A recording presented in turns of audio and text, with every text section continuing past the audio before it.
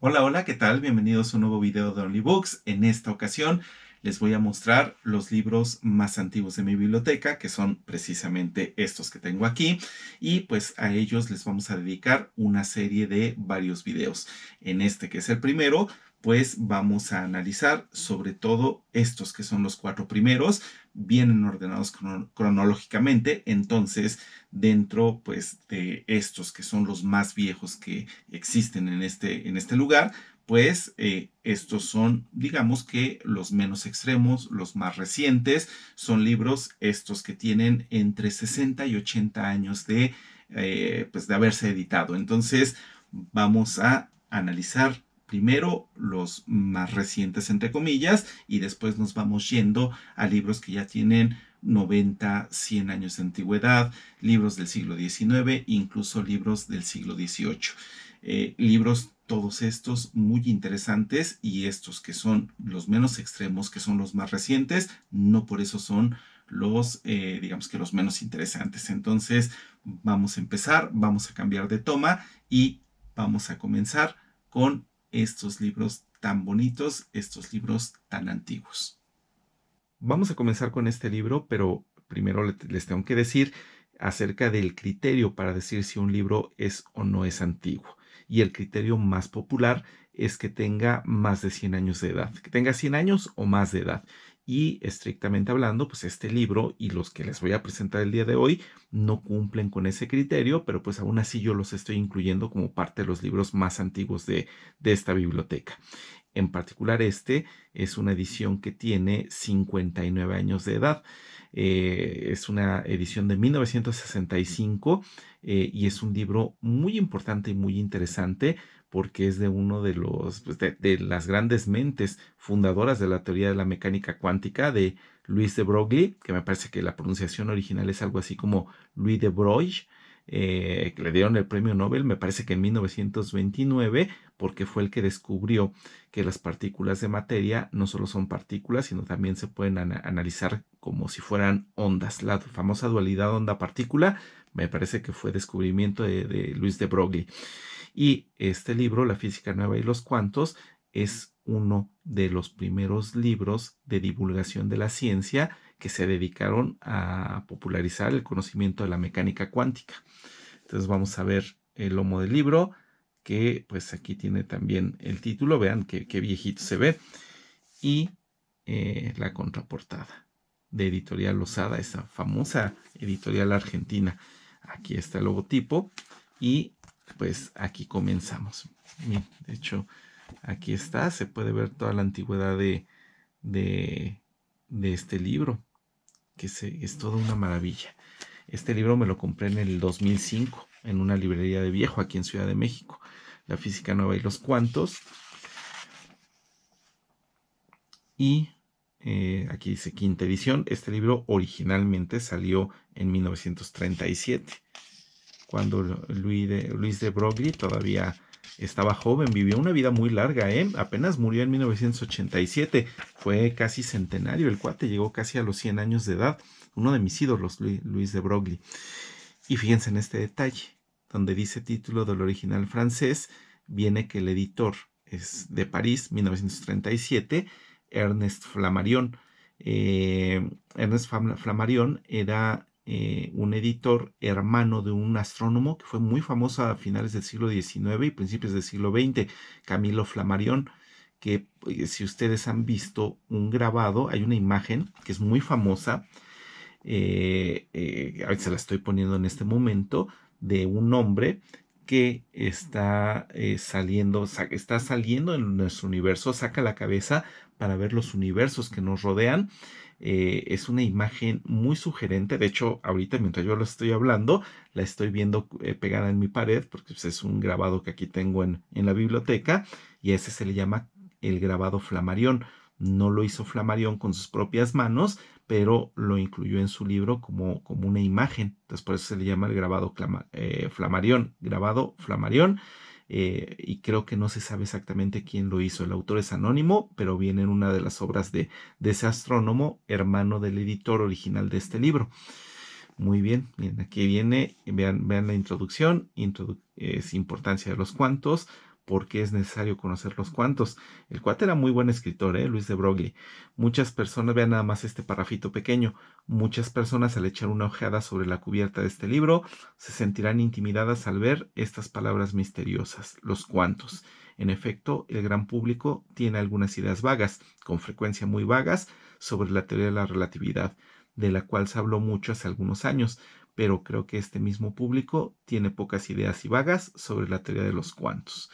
Sí, miren, en ese entonces, en 1937, la teoría de la relatividad todavía se podía considerar reciente, 1905, 1915, pero la teoría, y ya se había hablado mucho de esa teoría, pero la teoría cuántica es todavía más difícil y más misteriosa que la teoría de la relatividad. Muy bien, y aquí está, fíjense, en el interior de un libro antiguo, antiguo entre comillas, porque estrictamente hablando no lo es, pero miren, 59 años, bastante respetable. Aquí acaba la introducción y ya nos vamos con el capítulo primero, la mecánica clásica, cinemática y dinámica. Pues claro, en un libro como este, pues tiene que comenzar con la física clásica y no con la física moderna, con la física cuántica, por ejemplo, en este caso. Y si quisieran ver el índice, aquí se los dejo.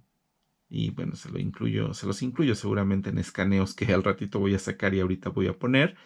Importancia de los cuantos, la mecánica clásica, la física clásica, átomos y corpúsculos, etcétera, etcétera, etcétera.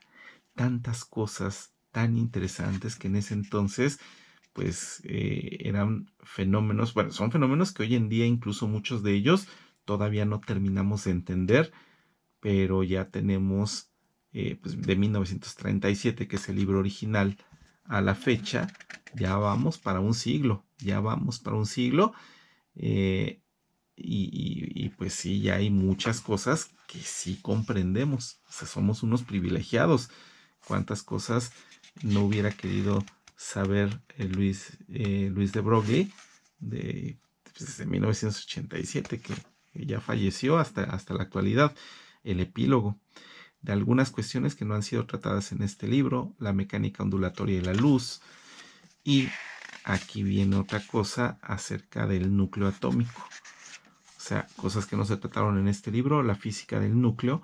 Dice, nuestros conocimientos sobre el núcleo del átomo se han desarrollado con una prodigiosa rapidez en el transcurso de los últimos años, ¿no? Y imagínense, desde 1937, cuántas cosas no sabemos, mucho más de lo que viene en este libro. Y aquí vienen unas cosas encantadoras, como déjenme quitar este separador, el conocimiento que tenían en ese entonces era todavía limitado.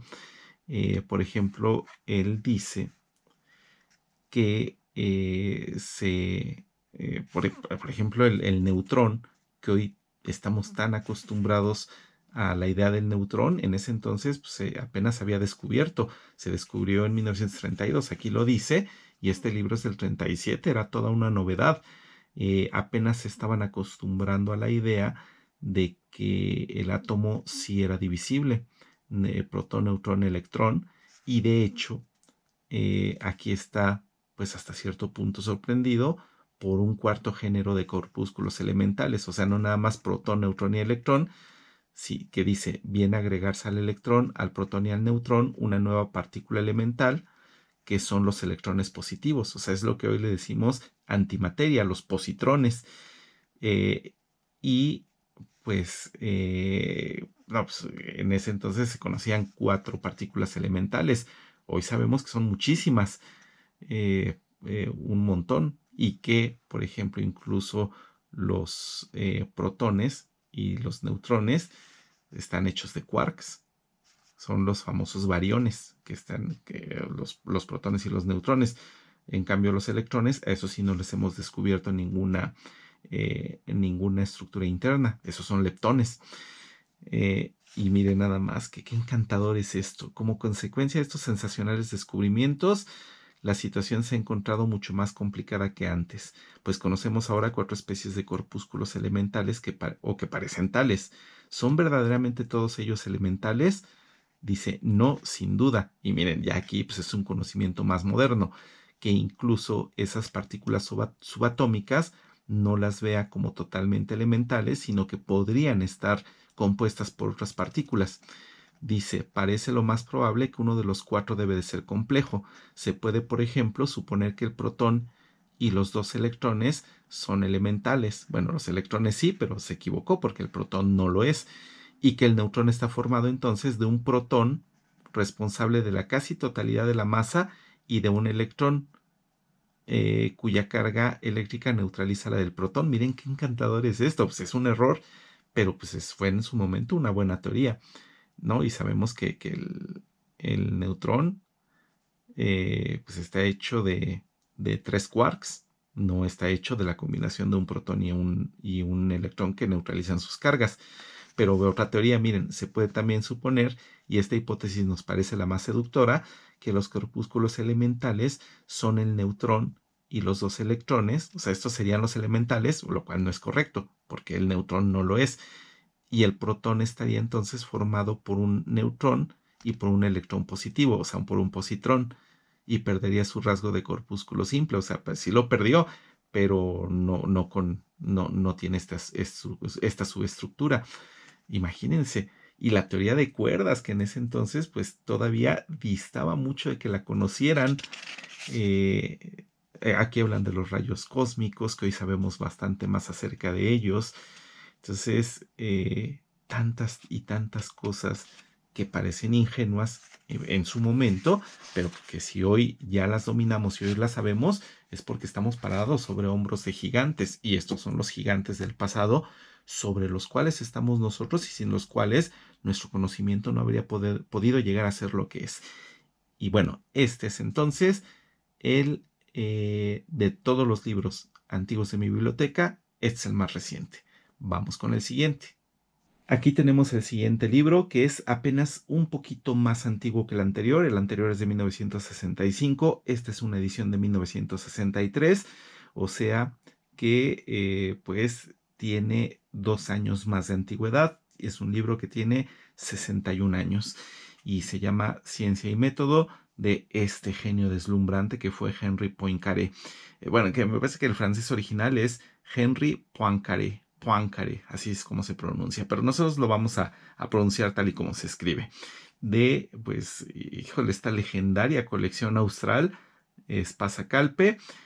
Bueno, en el ámbito del habla española, la colección austral es conocidísima, como aquí en México, por ejemplo, la colección Sepan Cuantos de Porrúa. Ciencia y Método, vean que es el número 409. Este es pues uno de los libros más antiguos de mi biblioteca, también dedicado a la ciencia, y un poquito a la filosofía de la ciencia. Este Henri Poincaré era un genio verdaderamente extremo. Es una persona que entendía de todas las ramas de las matemáticas, ya cuando las matemáticas estaban prácticamente ya convirtiéndose en inabarcable para la mente humana, aún para la mente de los mayores genios. Este fue se dice que fue uno de los últimos matemáticos en entender las matemáticas como un todo. Ya a partir de entonces, pues ya no se puede. Ya las matemáticas se han vuelto tan complejas que pues ya los matemáticos tienen que especializarse. Miren, si le quitamos la sobrecubierta, aquí tenemos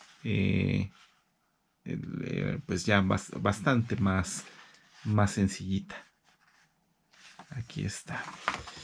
Muy bien. Y si continuamos con el análisis, aquí tenemos un esbozo biográfico de Henri Poincaré. Que sí, o sea, pues, era un genio y como tal se manifestó desde la niñez, que pues obviamente pues era mejor que sus maestros de educación básica, de educación intermedia. No, pues los superaba en las materias de física y de matemáticas y se lo reconocían, ¿eh? Es una tercera edición. El original creo que es de 1908. Ya era muy cerca de la muerte de Poincaré. Él murió en 1912, entonces ya fue de sus últimas obras. Él era un genio de gran calibre, ¿eh? Es una tercera edición, impreso en España. Y aquí podemos ver el índice. Dice Introducción, El sabio y la ciencia, el libro primero, El porvenir de las matemáticas, bueno, la elección de los hechos, El porvenir de las matemáticas, la invención matemática, el azar, tiene que ver con el método científico también. Es un libro muy interesante por las reflexiones de este genial Poincaré.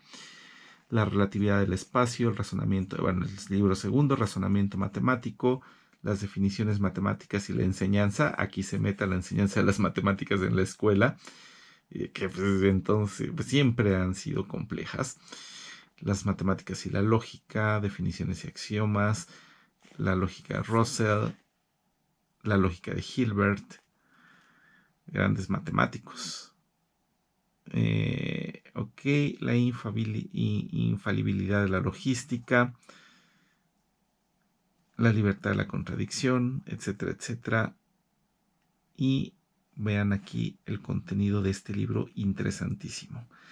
La nueva mecánica, masa longitudinal y masa transversal, los rayos canales, la teoría de Lorentz. Bueno, incluso Poincaré fue fundamental para los inicios de la teoría de la relatividad, aunque me parece, por ejemplo, aquí dice el principio de la relatividad, pero todavía no mencionan a Einstein, porque pues, Einstein propuso la teoría de la relatividad en 1905 y este libro fue editado en 1908. O sea, pero obviamente pues no se escribió todo en 1908, se escribió desde años antes. Estas son cosas previas a la teoría de la relatividad como tal. La mecánica nueva y la astronomía, la ciencia astronómica.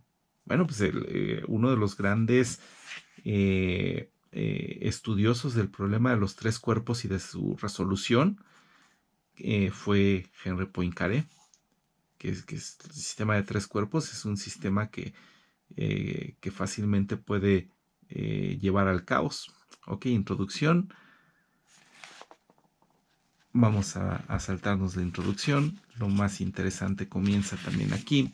Libro primero, El sabio y la ciencia, la elección de los hechos. Miren, este cuate era un universalista. En alguna parte Tolstoy explica por qué a su parecer la ciencia por la ciencia es una concepción absurda. Nosotros no podemos conocer todos los hechos, puesto que su número es prácticamente infinito. Es preciso elegir desde ahora. ¿Podemos regular esta elección sobre el simple capricho de nuestra curiosidad? ¿No vale más dejarnos guiar por la utilidad, por nuestras necesidades prácticas y sobre todo morales y no nada más por el amor a la ciencia? ¿No tenemos otra ocupación más interesante que la de contar el número de mariquitas que existen sobre nuestro planeta? O sea, de catarinas. Aquí a las mariquitas se les conoce sobre todo como catarinas. Bueno, y me parece que en algunos países de habla hispana se les conoce como vaquitas de San Antonio,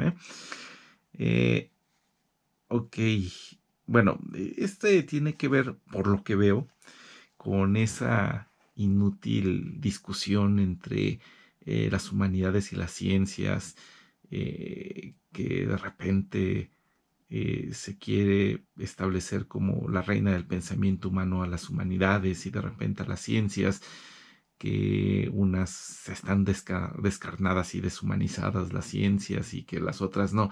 Es una discusión inútil. O sea, la ciencia y las humanidades y todos los demás, todas las demás disciplinas del conocimiento humano se necesitan las unas a las otras. Los seres humanos somos seres integrales que vivimos en un universo que funciona como un todo, entonces no basta ni con una ni con las otras. Necesitamos de todo. Pero pues vean las reflexiones de un genio, de Poincaré, que el cuate tenía un coeficiente intelectual enorme, enorme. Y sus opiniones en este libro, que no le he leído todo, por supuesto, pero son muy, muy interesantes. O sea, uno se pone a leerlo y de repente te vas una hoja tras otra y ya se te fue el tiempo. Aún así, todavía este libro es uno de mis pendientes. El porvenir de las matemáticas, para prever el porvenir de las matemáticas, el verdadero método es estudiar su historia y su estado actual. Ok, no es eso para nosotros los matemáticos, un procedimiento un poco profesional. Estamos acostumbrados a extrapolar, etcétera, etcétera. Muy bien. Vean nada más que es una maravilla. Aquí está el separador que me regalaron. Lo compré en librerías El Tomo Suelto. Hace ya bastantes añitos. Y me lo compré casi regalado, 60 pesos mexicanos, unos pocos dólares nada más. Y este es uno de los libros más pues antiguos que tengo aquí en mi biblioteca. Libro cuarto, La ciencia astronómica, la Vía Láctea. Capítulo 2, la geodesia francesa. Conclusiones generales. He tratado de explicar en las páginas que han precedido cómo el sabio debe arreglárselas para elegir entre los innumerables hechos que se ofrecen a su curiosidad, puesto que también el natural enfermizo de su espíritu obliga a hacer una elección, por más que una elección sea siempre un sacrificio. Pues sí, lo que pasa es que el cuate era una persona a la que le gustaba pasarse de un problema a otro, pues tenía la capacidad para, para analizar un montón de cosas y aún así pues no le alcanzaba el tiempo, pues menos a los que eran menos inteligentes que él. Ok, pues vean, este es entonces el libro que les estoy mostrando en, en esta oportunidad, Ciencia y Método de Henri Poincaré, uno de los libros más antiguos de mi biblioteca, un libro de 61 años de antigüedad.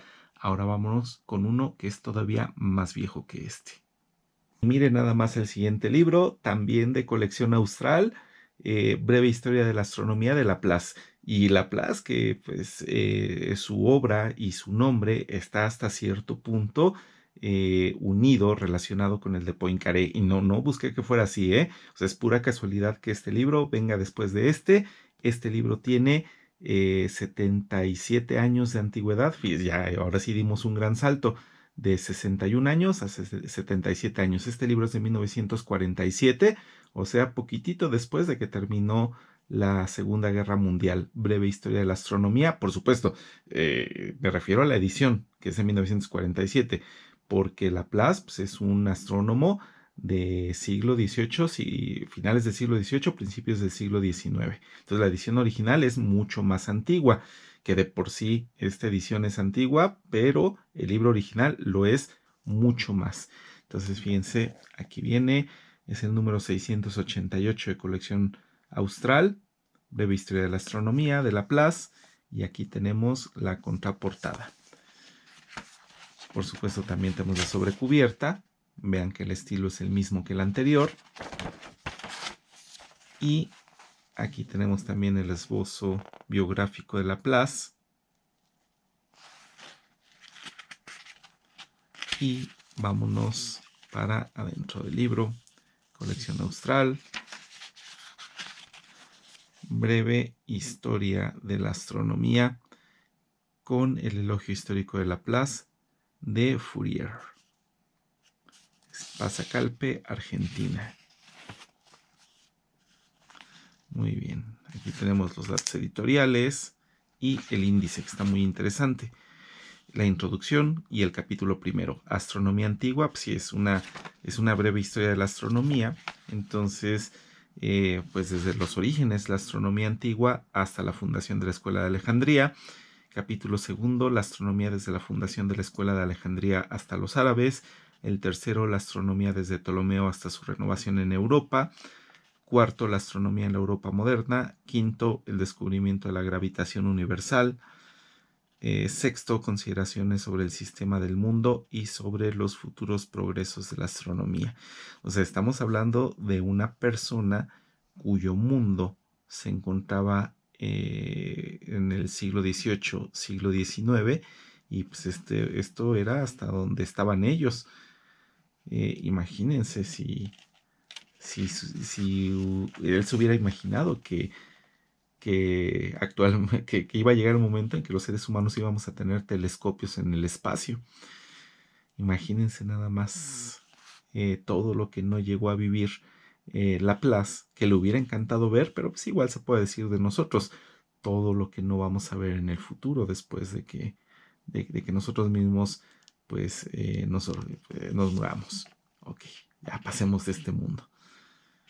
Elogio histórico del Marqués de Laplace. Aquí está, vean, el nombre de la plaza ha resonado en todas las partes del mundo donde se honran las ciencias. Ok. Pero lo que más nos interesa en este momento es el contenido en sí, escrito por Laplace. Entonces vamos a pasar a donde está. Okay. Capítulo primero, la astronomía antigua hasta la fundación de la Escuela de Alejandría. Vamos a ver rápidamente, no nos podemos quedar mucho tiempo en esto. El espectáculo del cielo debió atraer la atención de los primeros hombres, sobre todo en los climas donde la serenidad del aire invitaba a la observación de los astros. Para la agricultura existía la necesidad de distinguir las estaciones y de prever su retorno. No se tardó en advertir que la salida y la puesta de las principales estrellas en el momento en que penetran en los rayos solares o cuando se desprenden de ellos podrían servir para tal fin. O sea, digamos que un tipo de introducción a la historia de la astronomía que podríamos decir que es muy conservadora. Ya hoy en día pues, se trata de ser más innovador, pero pues estamos hablando de un libro de astronomía clásico. Ok. Y miren, este es el interior de un libro antiguo. Y cada vez nos vamos a ir con libros más y más antiguos. Capítulo segundo, la astronomía desde la fundación de la Escuela de Alejandría hasta los árabes. El genio de Laplace, al que tanto le debemos nuestro entendimiento de la mecánica celeste, del movimiento de los astros. Ya él mismo hizo muchas contribuciones a la naciente teoría del caos, que pues misma, digamos que pues un mismo tema en el que se metió Poincaré ya de manera más formal. Aquí digamos que eran como que los meros inicios. Muy bien, y entonces de este libro pues no hay mucho más que decir. Aquí termina y pues ya es hora de irnos con el último de los libros de este video. Vámonos con el último de los libros de hoy, que es el de Los cromosomas de M.J. de White, Michael James Denham White. Que pues es un biólogo reconocido en este campo, ya murió hace tiempo, pero es reconocido. Y este libro, pues que creen, tiene la misma edad esta edición que la anterior, 77 años, es un libro de 1947, pero pues su edición original es mucho más reciente que la de Laplace. Sin embargo, decidí ponerlo al final porque tiene una característica muy curiosa. Vean que está todo mal cortado de aquí. O sea, no está lisito y las hojas no están cortadas, no están separadas. Miren, ahí están unidas. Muchísimas de ellas están unidas. Entonces, este es un libro al que se le dice un libro intonso. Así se le dice, miren nada más cómo están unidas las páginas. O sea, no está cortado. Esto es común en los libros antiguos, donde pues, no hacían los cortes como tal y se esperaba que el lector fuera el que lo fuera cortando con el cuidado que él quisiera, pues porque así era más fácil. O sea, acuérdense que finalmente las hojas eran hojas grandes que se iban plegando y ya pues, ahí salían los tamaños de la página tal y como iba a venir en el libro, pero las hojas originales eran más grandes. Entonces ya una vez que está el libro terminado, se hacen los cortes respectivos y ya sale el libro como debe de ser. Cuando un libro no sale con esos cortes, tal y como deben de ser, y queda en este caso con las barbitas, se le dice libro intonso. Que bueno, esa palabra tiene una razón de ser, pero aquí no nos va a dar tiempo de explicarla. Ok, bueno, pues aquí está los cromosomas de MJ de White. Vamos a ver la portada, vamos a ver el lomo del libro y la contraportada. Un libro de 77 años de edad, imagínense nada más, y no es para nada de los más antiguos. O sea, bueno, sí es de los más antiguos, pero los que vamos a ver en videos que vienen después, pues lo son mucho más todavía. Nueva ciencia, colección Nueva Ciencia, Nueva Técnica, Y si le quitamos la sobrecubierta, pues aquí tenemos otra vez Espasa-Calpe. Miren nada más, Espasa-Calpe, Argentina. Pues hasta ahorita prácticamente todos los libros que hemos visto son de Argentina. Muchos saludos por allá, ¿eh? Saludos, Argentina. Los cromosomas, MJ de White, Espasa-Calpe. Ok. Sí, y vean nada más, 50 pesos, o sea, 50 pesos mexicanos es un regalo. Son más o menos $3. O sea, y para la calidad del libro, pues está súper, súper, súper bien. Miren, aquí vamos a ver los datos editoriales. Esta parte sí está abierta. MJ de White, University College London. Los cromosomas. Traducción del profesor Francisco Alberto Sáez. Digamos que esta edición es una edición autorizada, o sea, el autor se puso de acuerdo con el traductor y pues muy feliz porque hizo un muy buen trabajo. Se tomó muy en serio su libro, el señor White. Edición especialmente autorizada por el autor, dice aquí. Copyright 1947. Y por cierto, la edición es de 1937, la original. Índice del contenido, el núcleo en reposo, bosquejo general de la mitosis, problemas especiales de la mitosis, bosquejo general de la meiosis, de todo eso que se ve en secundaria y principalmente en bachillerato, principalmente en preparatoria. Problemas especiales de la meiosis, cromosomas y evolución. Aquí les dejo el índice escaneado para que lo vean con todo detalle. Y este libro, bueno, después un glosario, una bibliografía y el índice alfabético. Mira, a ver, ahorita les cuento más. Prefacio del autor a la versión española. Este pequeño libro, cuya segunda edición inglesa apareciera en 1942, fue escrito para uso de los estudiantes y aquellos otros que no disponen de tiempo para leer los grandes tratados sobre la materia, con la finalidad de informar de modo elemental sobre la estructura y comportamiento de los cromosomas. El autor queda agradecido, White, queda agradecido al distinguido citólogo argentino, Dr. Francisco Alberto Sáez, quien lo ha traducido al español para que pueda facilitarse así su lectura por los citólogos de los países de habla hispana. No, pues en ese entonces se le decía citología, hoy hablamos de biología celular, ya no de citología. Y algo que me encanta de este libro, y de todos los libros de ciencia que se escribieron a lo largo de la primera mitad del siglo XX, es cómo insisten en los tremendos avances que se han hecho en los últimos años. Especialmente, por ejemplo, este libro dice, hemos tenido grandes avances en los últimos 5 años, hemos tenido grandes avances en los últimos 10 años, y pues ya prácticamente de que salió, cuando menos esta edición en español, pues ya pasaron casi 80 años. Entonces, imagínense nada más las cosas tan maravillosas que en ese entonces no sabían y que nosotros hoy en día sí sabemos. Y otra vez, lo mismo se va a decir del futuro con respecto al presente, pero nosotros, con respecto a ellos, cuando menos, estamos en una posición de franca ventaja. Aquí estamos hablando de 1946, cuando se escribió este prefacio. Muy bien.